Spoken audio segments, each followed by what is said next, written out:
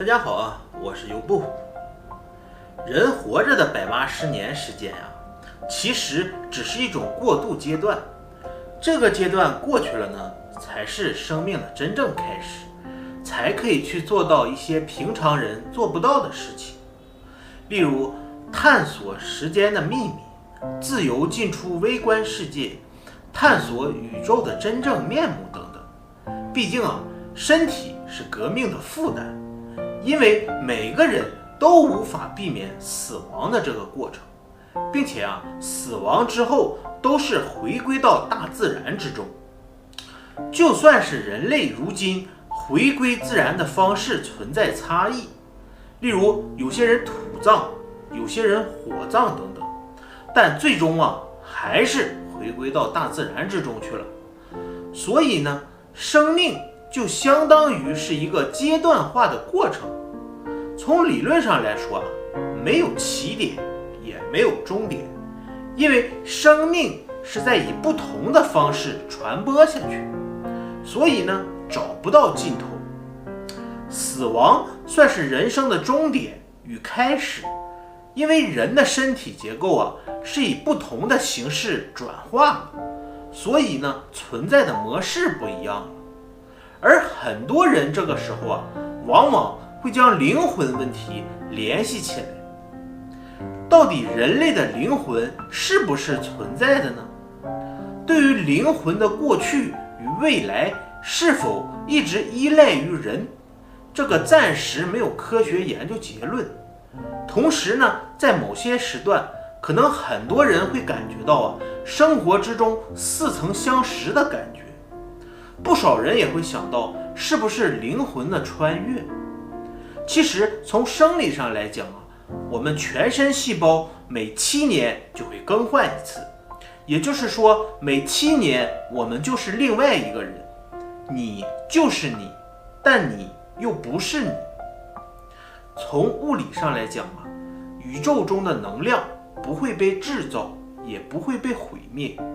我们每个人体内都蕴含着能量，每一个粒子都会成为别的事物的一部分，而现在构成我们身体的每个粒子都曾是别的事物的一份子。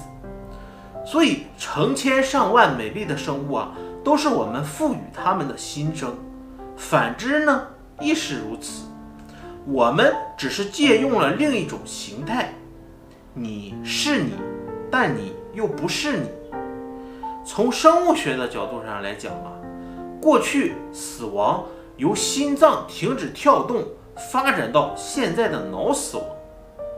一种呢是大脑功能受损，意识永久丧失，而另一种呢就是脑干中维持生命的中枢神经受损。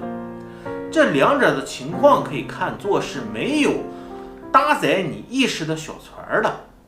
当然，生物学只涉及到一元论，我的最后一句话呢，涉及到了二元论。所以生物学的角度上来说你死了就是你死了。而从哲学的角度上来讲呢，死亡是生命或事物系统所有本来维持其生存在存活的属性的丧失，且不可逆转的永久性的终止。这里有个有意思的地方就是死亡的定义并不是一个非常明确的定义。比如什么是数字，什么是电脑，这些都是明确的。而死亡呢，是用另一个名词，即生存的反面来定义的，也就是生存的终止叫死亡。从这里呢，我们其实不难看出来死亡是新的开始，却又不是新的开始。从我个人的角度来看，死亡是一种新的开始，只不过你存在的形式不一样了。举个例子在我们常人眼中，一个人的肉体遭到毁灭性的打击，我们就说他死了。那我们反过来想想，那在那些个死人的眼中，我们这些是不是也是遭到了重大打击，变成了常人眼中的常人呢？简单点说，就是我们在死人眼中，我们才是死人。